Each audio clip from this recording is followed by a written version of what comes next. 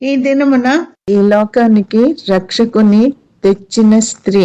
అటువంటి స్త్రీ మరలా పుట్టదు, పుట్టలేదు, పుట్టబోరు.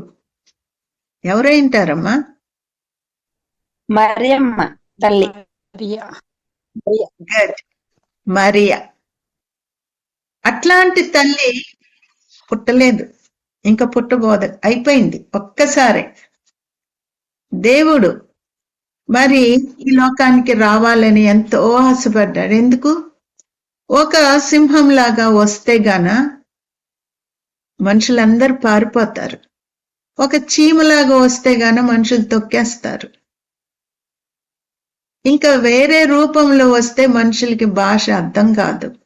కాబట్టి యేసయ్య తను మనిషి రూపంలో వచ్చి మనతో ఉండి మనతో మాట్లాడి మనకి అన్ని చూపించి విశ్వాసం నేర్పించి పరలోకము నరకము ఉంది అని చెప్పడానికి ఆయన స్వయంగా వచ్చాడు. అట్లాంటి దేవుడు మరి లోకానికి రావాలంటే లోకం అంతా వెతుకుతున్నారు, ఎవరున్నారు? ఆ లోకానికి వెళ్ళి నేను జన్మించి నేను పెరిగి పెద్దవాడినై లోకం కొరకు నేను మరణించి మరి లోకాన్ని రక్షించాలా అనే ఆశ ఎవరు తీరుస్తారు? ఎవరిని నేను ఎన్నుకుంటాను? సరే, పలానా అమ్మాయి ఎంత అందంగా ఉంటది, ఆమెను ఎన్నుకుందామా అనుకున్నాడేమో దేవుడు. కానీ ఆమెలో పరిశుద్ధత లేదు, ఆమె కన్యక కాదు. ఎట్లా వస్తాడమ్మా? ఇంకొకరిని వెతికితే ఆమెకి విశ్వాసం లేదు, ఎట్లా వస్తాను?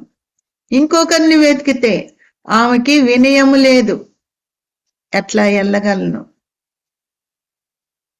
ఆఖరికి ఎవరు దొరికారు యేసయ్యకి? మరియా దొరికింది. ఈ మరియా ఎంత పరిశుద్ధురాలు, ఎంత జాగ్రత్తగా బ్రతుకుతుంది, ఒక కన్యక వలె బ్రతుకుతుంది. ఆ కన్యకలోకి నేను వెళ్ళాల. ఎక్కడ పుట్టాడమ్మా యేసయ్య? బెత్లెహేంలో పుట్టాడు. ఎక్కడ పెరిగాడు?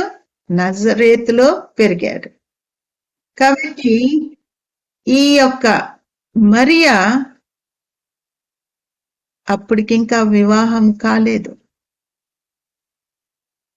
వివాహము అవుతుంది అని చెప్పి యోసేపుతోటి ప్రధానమైంది, అంతే. వివాహం జరగలేదు. ప్రధానమైన తర్వాత దేవుని దూత ఆమె దగ్గరకు వచ్చింది. సంతోషకరమైనటువంటి ఈ వార్త మరియాకి చెప్పాలా? కంగ్రాచులేషన్స్, నిన్ను దేవుడు సెలెక్ట్ చేసుకున్నాడు అని నేను చెప్పాలా? శుభవార్త చెప్పాలా? మరియాకేమీ తెలియదు, అంత అమాయకురాలు. ఎంత చక్కగా తన జీవితాన్ని కాపాడుకుంటూ పరిశుద్ధంగా, మరి దేవుడే తనలోకి వచ్చాడంటే తను ఇంకెంత పరిశుద్ధురాలై ఉంటదమ్మా? దేవుడే ఎన్నుకున్నాడు. ప్రదానం చేయబడ్డది, ఇంకా నాకు వివాహం అవుతుంది అని తను ఎదురు చూసే సమయంలో ఏ దూతమ్మ వచ్చి మాట్లాడింది? గాబ్రియల్ దూత. గాబ్రియల్ దూత. గుడ్. కాబట్టి గాబ్రియల్ దూత వినిపిస్తుందమ్మా? వినిపిస్తుందా? కనెక్ట్ చేస్తున్నా. గాబ్రియల్ దూత వచ్చి ఆమెతో మాట్లాడడం మొదలేసింది. గాబ్రియల్ దూత మరి పాత నిబంధనలో ఎవరితో మాట్లాడాడమ్మా? ఈ గాబ్రియల్ దూతే పాత నిబంధనలో ఎవరితో మాట్లాడాడు?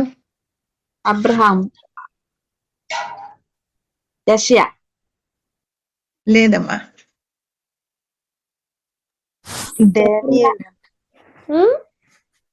ఎవరన్నా చెప్పగలరా ఎవరితో మాట్లాడాడని? జకర్యా, Daniel aunty. Very good. Daniel దానియేలుతో గాబ్రియెల్ దూత మాట్లాడిందంటే ఆయన ఒక ప్రవక్త. ఆ ప్రవక్తతో మాట్లాడినటువంటి గాబ్రియేలు ఈ యొక్క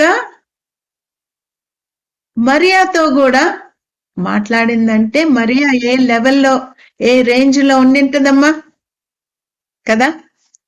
ప్రవక్తని కాదు, కానీ తను చాటుగా ఎంత జాగ్రత్తగా తను బ్రతుకుతుందో ఆ లెవెల్లో దేవుడు తన్ని తూచాడు.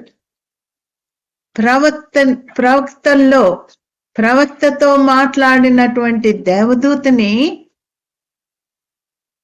మరియా దగ్గరికి పంపించాడు.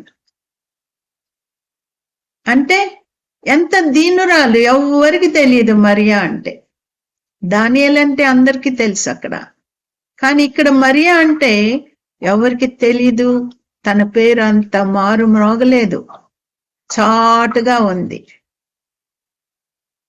ఎప్పుడైతే మనము తగ్గించుకొని చాటుగా ఎవరికి కనపడకుండా ఉన్న వారిని దేవుడు ఎన్నుకుంటాడు.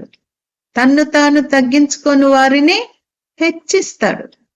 నేనే అందరిలో మంచిదాన్ని, నాకే చెప్పాలా, నేనే భక్తి పరురాల్ని పక్కన పెట్టేస్తాడు దేవుడు.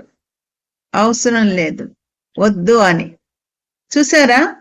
కాబట్టి ఈ మరియా ఎంతో దీనురాలు.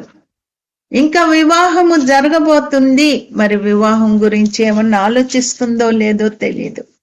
వివాహం ఇంకా జరగబోతుంది అనే సమయంలో గాబ్రియెల్ దూత వచ్చి రాగానే అదిరిపోయింది. ఏంటబ్బా ఇది, ఎందుకు దూత ఎందుకు వచ్చింది నా దగ్గరికి అని చెప్పి తనెంతో భయపడిపోయింది.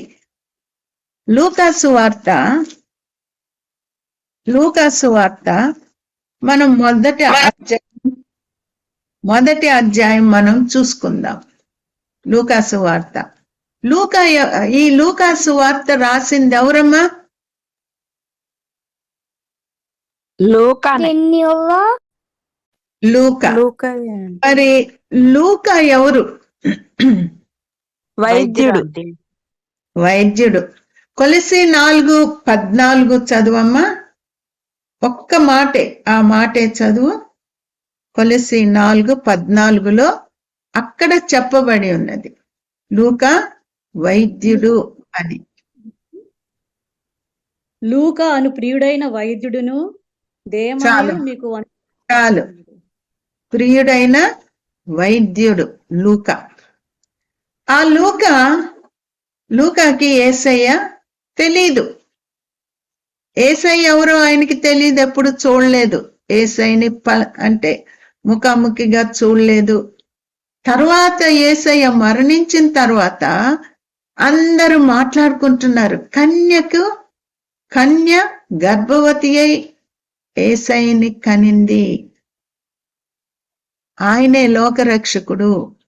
లోకరక్షకుణ్ణి మరియా ద్వారా మనకి ఇవ్వబడ్డాడు. ఆయనే మెస్సయ్య అని చెప్పుకుంటుంటే అప్పుడు ఆయనకి అర్థమైంది.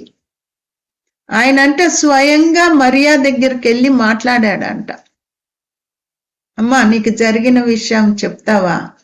నిజంగా నువ్వు కన్యకవా? అప్పుడు నిజంగా దేవుని దూత నీ దగ్గరకు వచ్చిందా? అనేక విషయాలు. ఎందుకు ఆ డాక్టర్కి ఎందుకు దేవుడు అంత భారాన్ని పెట్టాడు?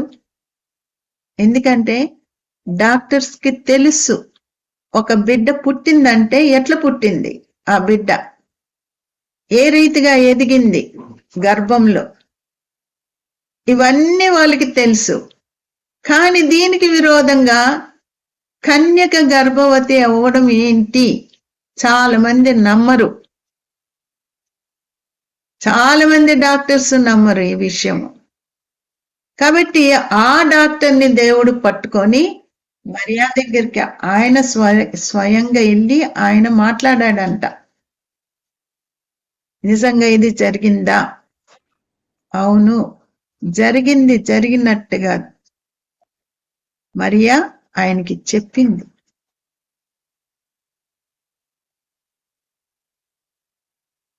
మరియా ఇంకా ఏమి చెప్పిందంటే ఆయనకి, మత్తయి సువార్త 1వ అధ్యాయము, మత్తయి సువార్త 1వ అధ్యాయము 24-25 చదువమ్మా. యోసేపు నిద్ర మేల్కొని ప్రభువు దూత తనకు ఆజ్ఞాపించిన ప్రకారము చేసి తన భార్యను చేర్చుకొని ఆమె కుమారుని కను వరకు ఆమెను ఎరుగకుండెను. అతడు ఆ కుమారునికి యేసు అని పేరు పెట్టెను. ఇక్కడ మరియాని దర్శించినటువంటి గాబ్రియేల్ దూత యోసేపును కూడా దర్శించారు. చూసారా? అది మరలా మనం చూసుకుందాం. యోసేపుని దర్శించి యోసేపుకి ఏమని చెప్పాడు? ఆమెను నువ్వు ముట్టడానికి వీల్లేదు, పరిశుద్ధాత్మ వలన తను గర్భవతి అయింది కాబట్టి ఆ బిడ్డ పుట్టే వరకు నీకు ప్రదానం చేయబడింది, నువ్వు వివాహం చేసుకో, కానీ ఆమెని నువ్వు ముట్టద్దు. ఎవరన్నా అట్లా ఉంటారమ్మా? దేవుడు వచ్చి చెప్పినా గాని ముట్టకుండా ఉంటారా? నా భార్య వివాహం అయింది, నాకు అధికారం ఉంది అంటారు కదా. కానీ ఇక్కడ యోసేపు ఎంత, ఆ ప్రవక్తలలో కూడా ఒక ప్రవక్త అని మనం చెప్పుకోవచ్చు. అంత భక్తి కలిగినటువంటి వాడు. దూత గాబ్రియేల్ దూత ఏమి చెప్పిందో అది అంతక వరకు, బిడ్డ పుట్టే వరకు, ఈ నా మాటలు కాదమ్మా, బిడ్డ పుట్టే వరకు కూడా ఆమెను ఎరుగకుండెను. ఆ కుమారునికి యేసు అని పేరు పెట్టాను. చూసారా? కొంతమంది నమ్మరు. ఇదేంటి, మరియా చనిపోయే వరకు కూడా కన్యక వలె ఉంది అని నమ్ముతారు. మత్తయి సువార్త, నా మాటలు కాదు, గ్రంథం ఏం చెప్తుందో, బైబిల్ ఏం చెప్తుందో మనం చూద్దాం. మత్తయి సువార్త 1వ అధ్యాయము 24-25 చదువమ్మా. కాదమ్మా, మార్కు సువార్త 6:3. మార్కు సువార్త 6:3 చదువమ్మా. ఇతడు మరియ కుమారుడు కాడా? ఇతడు యాకోబు, యోసే, యూదా, సీమోను అనువారి సహోదరుడు అగున వడ్లవాడు కాడా? ఇతని సహోదరి మణులందరూ మనతోనున్నారు కారా అని చెప్పుకొనుచు ఆయన విషయమై అభ్యంతరపడిరి. చూసారమ్మా? ఇక్కడ యేసయ్య గురించి మాట్లాడుతున్నాడు. మరియా కుమారుడు కాదా? యేసయ్య మరియకు పుట్టినోడు కాదా? ఇతడు యాకోబు, యోసే, యూదా, సీమోను అను వారి సహోదరుడగు వడ్లవాడు కాడా? ఎంతమంది సహోదరులు, తమ్ముళ్ళు ఎంతమంది ఉన్నారమ్మా? అదీగాక ఇతని సోదరి మనులందరూ మనతో నున్నవారు కారా? అంటే కూతుర్లు కూడా ఉన్నారు. వాళ్ళ పేర్లు రాయలేదు, కానీ ఇంతమంది పుట్టారు మరియాకి. కాదనే వాళ్ళకి ఈ మాటలు చెప్తే కోపం వస్తుంది. కానీ గ్రంథంలో రాయబడినటువంటి మాటలు నా మాటలు కాదు. ఇంతమంది పుట్టారు మరియాకి తరువాత. మరి మరియా ఒక దేవత అని, ఒక దేవుడి వలె ఆమెను పూజ చేస్తారు. కాదు, ఆమె ఒక పాత్ర మాత్రమే. ఇట్లా చెప్తుంటే చాలా మందికి కోపం వస్తుంది. ఆమె పరిశుద్ధురాలు, నిజమే, పరిశుద్ధురాలు నిజమే, దేవుణ్ణి లోకానికి తీసుకొచ్చింది ఆమె, నిజమే, అక్కడి వరకే. తర్వాత రక్షణ కూడా యేసయ్య తల్లిని కూడా రక్షణ పొందాలని ఆ పెంతెకొస్తు దినం అప్పుడు మరియా మీదకి కూడా ఆ పరిశుద్ధాత్మ వచ్చినప్పుడు ఆమె కూడా దేవుణ్ణి సంధించింది. నా కొడుకేలే అని అనుకోలేదు.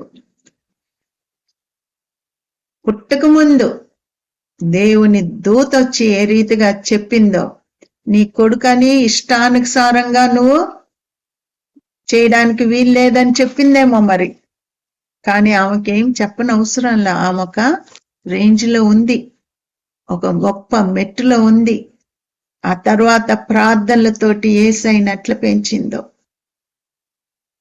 ఒక్క మాట అనకుండా లోకరక్షకుడు పుట్టినప్పుడు తన దగ్గరికి జ్ఞానులు వచ్చినప్పుడు, బంగారము ఇవన్నీ తీసుకొని వచ్చినప్పుడు, బోళము సామ్రాన్ని తెచ్చినప్పుడు ఎంతగా తన హృదయంలో, అమ్మో ఈ బిడ్డ దేవుని కుమారుడు, ఆశ్చర్య కార్యాలు ఇంట్లో జరుగుతున్నాయి, అద్భుత కార్యాలు ఇంట్లో జరుగుతున్నాయి, ఇవన్నీ తన మనసులో పెట్టుకుంది. పుట్టినప్పుడు తను ఒంటరిగా ఉంది, యేసయ్యని చూసింది.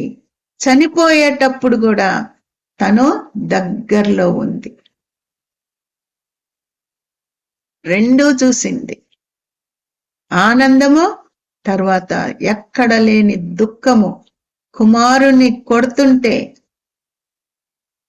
మరి ఎంత తల్లికి ఎంత దుఃఖము. ఈ రోజుల్లో కుమారుని గురించి ఎవరన్నా అన్నారంటే తల్లికి ఎక్కడ లేని రోషం వచ్చేస్తుంది.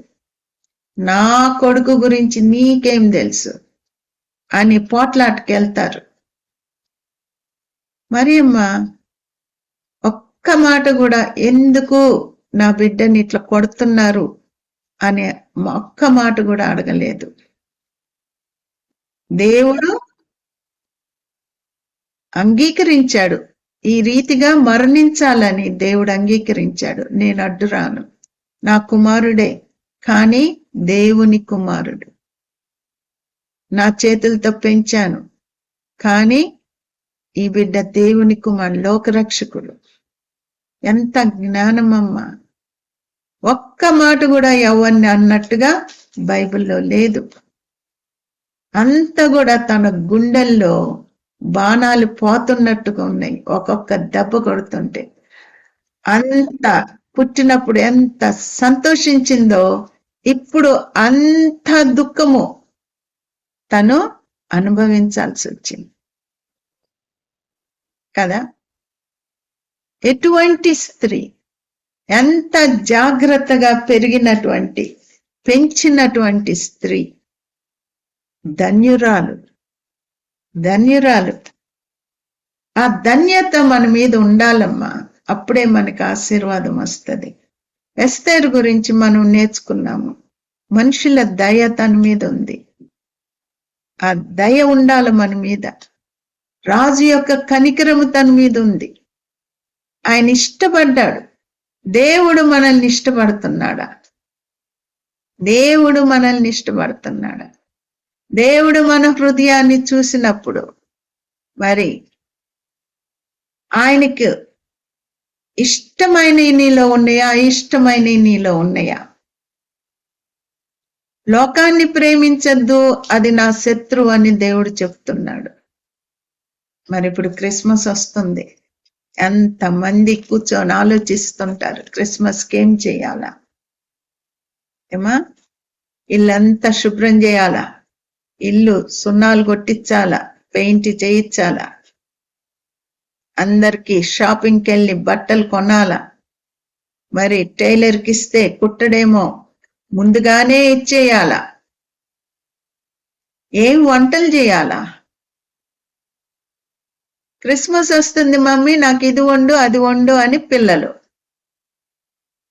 ఇంతేనా ఏమా? బిజీ 25వ తారీఖు వరకు బిజీగా ఉండి ఇంకా 26న మూలన పడతారు. జ్వరం వచ్చిందనో, ఒళ్ళు నొప్పులనో, ఏదో అట్లా ఎన్ని సంవత్సరాలు గడిచిపోతున్నాయి.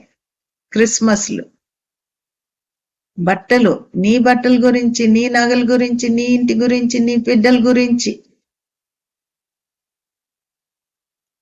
చూసారా?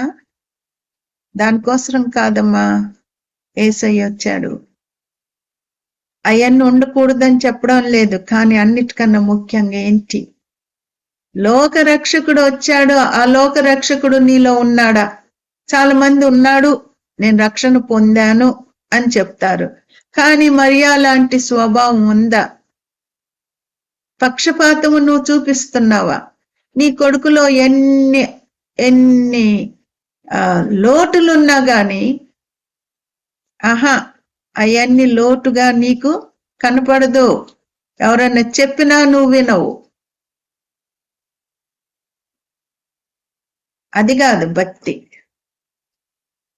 యేసయ్యని ఎంత మంది తృణీకరించారు, కానీ మరియా ఎక్కడ వచ్చి పోట్లాడినట్టుగా మనం ఎక్కడా చూడము. మన హృదయం ఎట్లుంది? మన హృదయంలో ఆయనకి ఇష్టమైనటువంటి ఉన్నాయా, ఇష్టం లేనటువంటి ఉన్నాయా? ఆయన నిన్ను ఒక పనికి ఎన్నుకోగలడా? ఈ యొక్క ఆత్మ నశించిపోతుంది, నువ్వు అక్కడే ఉన్నావు, పక్కనే ఉన్నావు, నశించిపోతుంది. ఈ బిడ్డని నేను వాడుకోగలనా?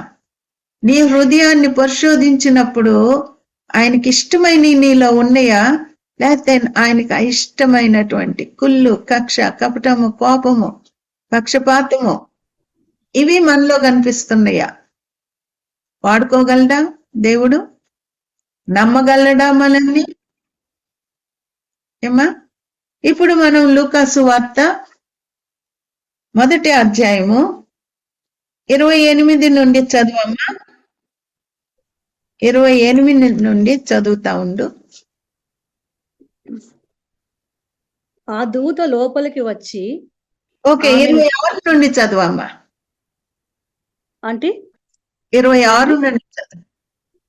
6వ నెలలో గబ్రియేలు దేవదూత గలిలయలోని నజరేతను ఊరిలో దావీదు వంశస్థుడైన యోసేపును ఒక పురుషునికి ప్రదానము చేయబడిన కన్యక యొద్దకు దేవుని చేత పంపబడింది. ఆ కన్యక పేరు మరియా. ఆ దూత లోపలికి వచ్చి ఆమెను చూచి, దయాప్రాప్తురాలా, నీకు శుభము, ప్రభువు నీకు తోడై ఉన్నాడని చెప్పాను. ఆమె ఆ మాటకు బహుగా తొందరపడి ఈ శుభవచనం ఏమిటో అని ఆలోచించుకొనుచుండగా దూత, మరియా, భయపడకుము, దేవుని వలన నీవు కృప పొందితివి. ఇదిగో చాలు. ఇక్కడ మరియాని ఎట్లా చెప్తున్నాడు? కన్యక, ప్రదానము చేయబడిన కన్యక యొద్దకు దేవుని చేత పంపబడింది. కన్యక అని అక్కడ ఆ మాటని నొక్కి నొక్కి చెప్తున్నారు. ఈ దినాల్లో కన్యకగా ఉండడం అనేది చాలా కష్టమని తెలుస్తుంది. ఏదో ఒక జీవితంలో, ఏదో ఒక సమయంలో కన్యత్వం పోగొట్టుకున్న వాళ్ళు చాలా మంది ఉన్నారు.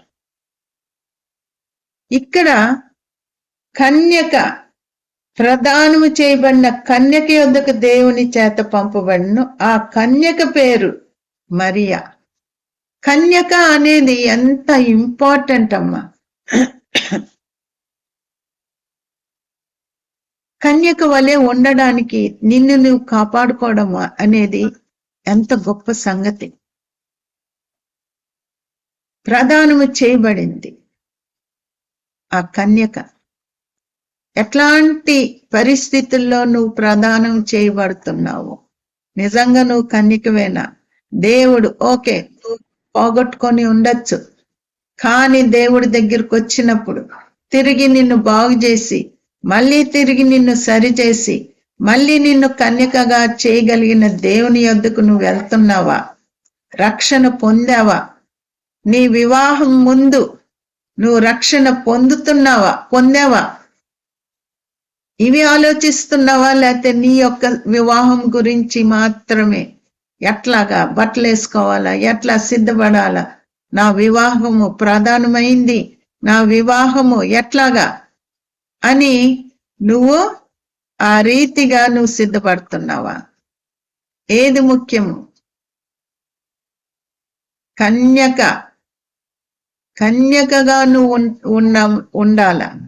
పోగొట్టుకున్నా గాని అడగాల దేవుణ్ణి తిరిగి. దేవుడు వేశ్యల్ని తిరిగి ఆయన కట్టి, నేను నిన్ను బాగు చేశాను, వాళ్ళు పశ్చాత్తాపడినప్పుడు ఇక మీదటి నుండి నువ్వు కన్యకవి అని వేశ్యలతో చెప్పాడు దేవుడు. చేయగలడు దేవుడు. నువ్వేమేం పోగొట్టుకున్నావో తిరిగి ఇవ్వగలడు నువ్వు కన్నీరు కారిస్తే, దేవుడి సన్నిధిలో నువ్వు మొరపెట్టుకుంటే. ఎట్లా ఉంటున్నావు? వివాహానికి నువ్వు ఎట్లా సిద్ధపడుతున్నావు? జాగ్రత్తగా ఉండాలా మనము. మన జీవితాన్ని జాగ్రత్తగా పెట్టుకోవాలా. మరి వచ్చి దూత ఏమంటున్నాడు? దయాప్రాప్తులు రాలా, నీకు శుభము, ప్రభు నీకు తోడై ఉన్నాడు. దూత చెప్తున్నాడు, ప్రభు నీకు తోడై ఉన్నాడు, భయపడకుము. ఎంతమంది ప్రతి దానికి భయపడతారు, ప్రతి దానికి భయమే. ప్రార్థన చేస్తారు, భయపడతా ఉంటారు, ప్రార్థన చేస్తారు, ఏడుస్తూనే ఉంటారు, ఏమవుతుందో. విశ్వాసం లేదు. చూసారా? ఈ యొక్క కన్యక వెంటనే భయపడకు అనగానే వెంటనే భయాన్ని వదిలేసి ఆమె ఎదురు చూస్తుంది. ఈ దూత ఏమి చెప్పబోతుంది అని ఎదురు చూస్తుంది. ఇప్పుడు 11వ వచనం 31వ వచనం నుండి చదువమ్మా. ఇదిగో నీవు గర్భము ధరించి కుమారు కని ఆయనకు యేసు అని పేరు పెట్టుదువు. ఆయన గొప్పవాడై సర్వోన్నతుని కుమారుడు అనబడును. ప్రభువైన దేవుడు ఆయన తండ్రి అయిన దావీదు సింహాసనమును ఆయనకిచ్చును. ఆయన యాకోబు వంశస్థులను యుగయుగములు ఏలును. ఆయన రాజ్యము అంతము లేనిదై ఉండునని ఆమెతో చెప్పెను. చాలమ్మా. ఇప్పుడు మొట్టమొదట అదురుబాటు కలిగించే మాట, ఇదిగో నీవు గర్భము ధరించి కుమారుని కందువు. ఇదేంటి ప్రభువా? నాకు ప్రధానం మాత్రమే అయింది, గర్భము ధరిస్తానని చెప్తున్నాడు దూత. ఇదేంటిది?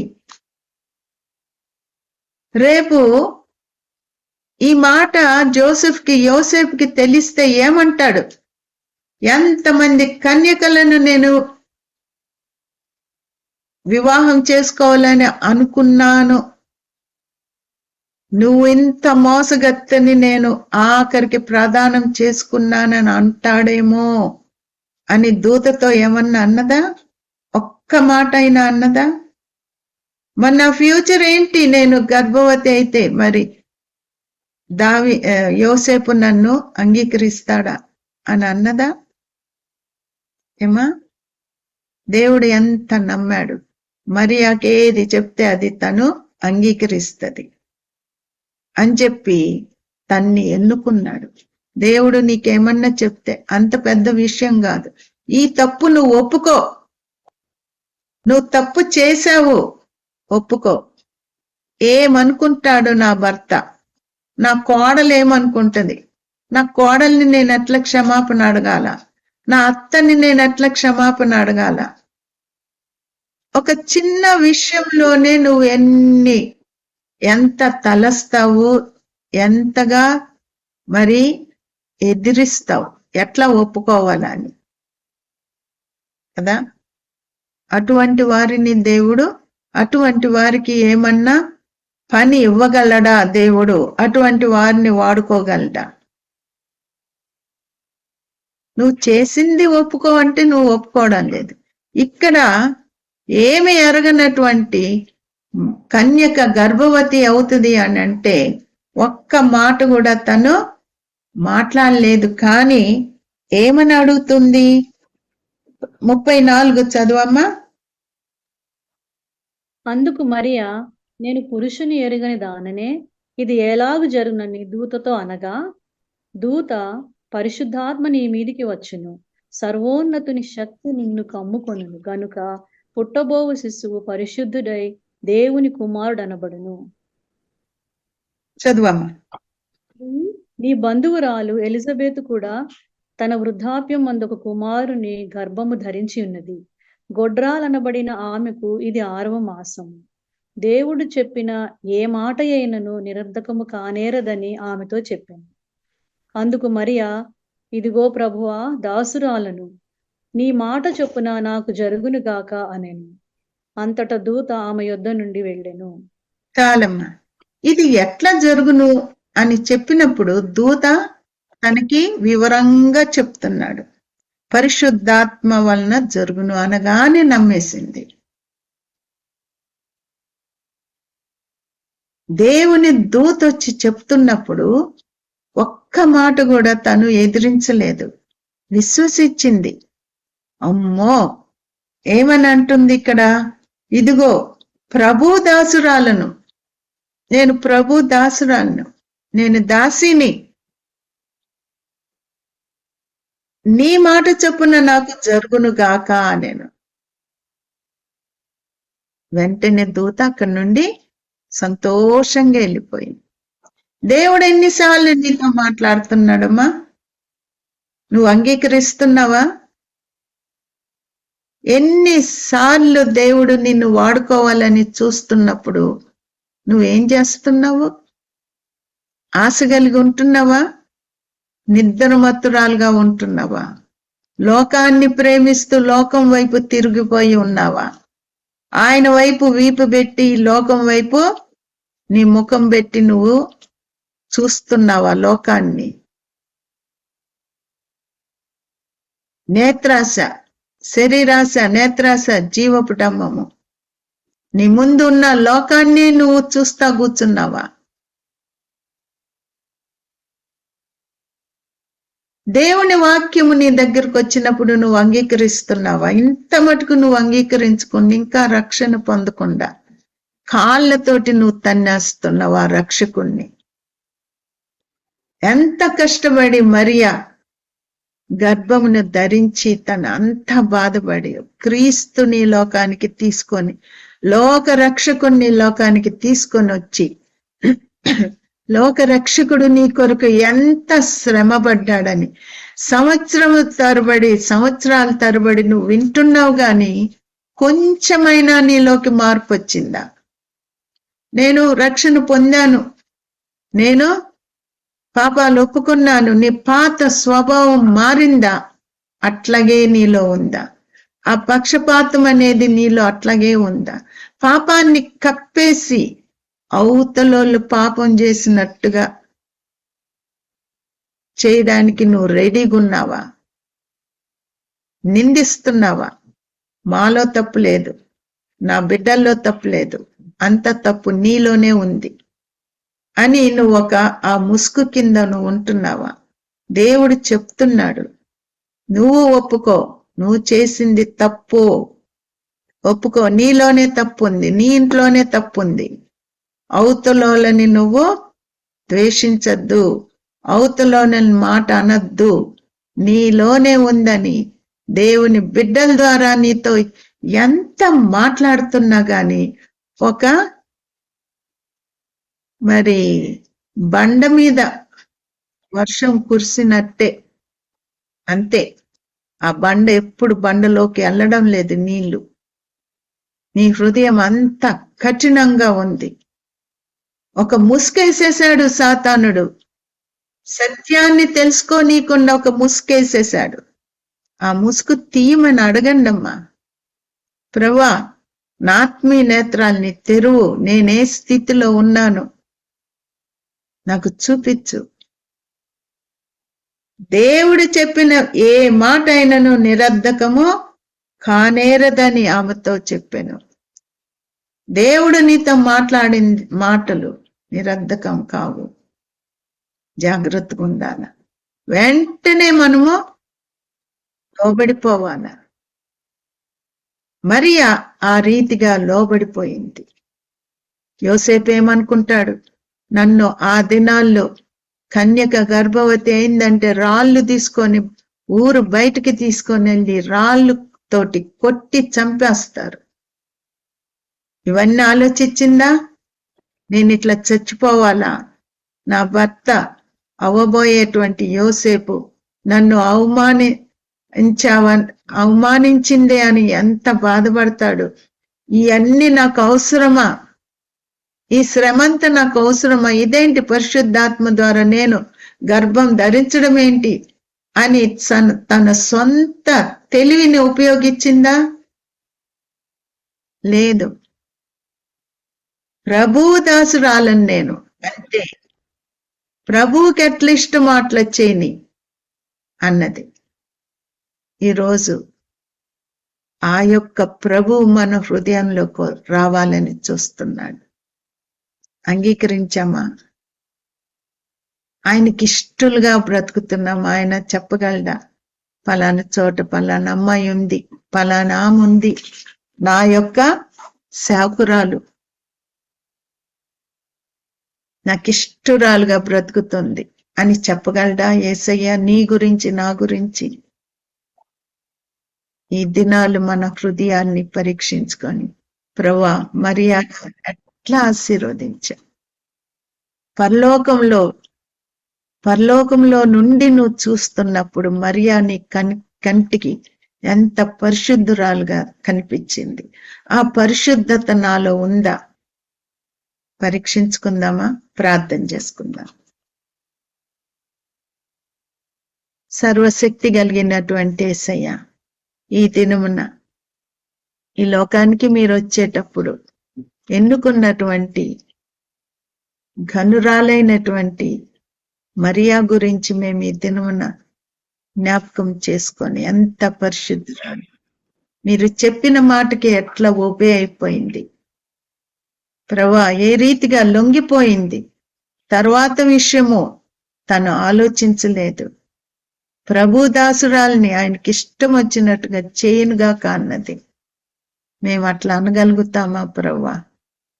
తండ్రి, ఈ దినమున నాతో మాతో మాట్లాడిన దేవా, నమ్మకంగా ఉండడానికి సహాయం దయచేయండి.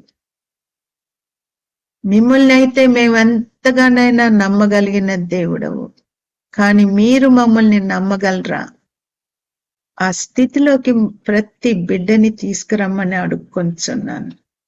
ఈ దినమున ఈ వాక్యాన్ని ప్రభువా ఎవరెవరు వింటున్నారో, వాళ్ళకున్న సమస్యలేంటో ప్రభువా, అనారోగ్యం ఏంటో మీకు తెలియను.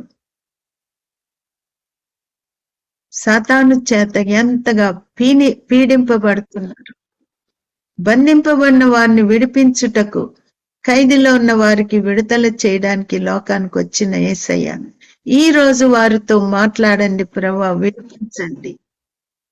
మాంత్రికులు వేసినటువంటి ప్రతి కట్టు తండ్రి, చేతబడి ద్వారా వచ్చినటువంటి కట్లు విప్పుటకు మీకొక్కనికి అధికారం ఉంది. ఆ కట్లన్నీ కూడా నజరేయుడైన యేసు నామమున కాల్చివేయండి ప్రభువా. విడుదల దయచేయండి తండ్రి. దరిద్రతలో ఉన్న వారి కొరకు అడుగుచున్నాను. వారి అప్పులను తీర్చే దేవుడవు ప్రభువా, అప్పులు తీరిపోనట్లు చేయమని అడుగుచున్నాను. షూరిటీ కొరకు నిలబడి బాధపడుచు మరి వడ్డీలు కడతా ఉన్నటువంటి వారిని మీరు గుర్తు చేసుకోండి ప్రభువా. డబ్బు తీసుకున్న వాళ్ళు తిరిగి ఇచ్చివేయినట్లు కృప చూపించండి ప్రభువా. మనసాక్షిని దయచేయండి ప్రభువా.